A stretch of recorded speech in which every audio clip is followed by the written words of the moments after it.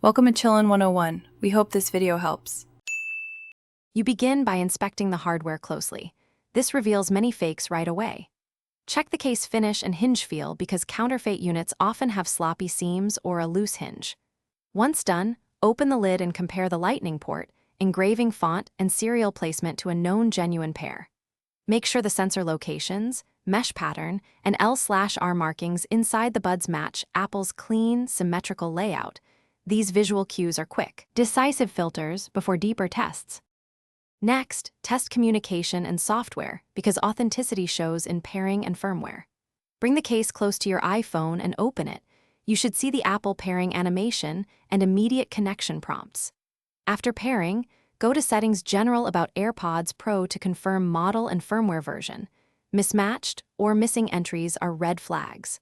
Also verify the serial in Settings matches the engraving and Apple's support site. Inconsistent serials usually indicate counterfeit hardware or cloned firmware. Finish by validating functionality under realistic use. This is where clones fail. You should test active noise cancellation, transparency mode, spatial audio with head tracking, and ear detection. Each must toggle instantly and behave smoothly. Listen for balanced sound and consistent channel imaging. Then confirm charging behavior. Battery percentages should sync with your device and wireless charging should trigger the LED.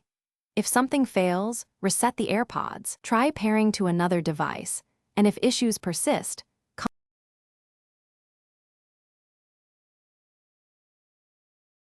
Thanks for watching.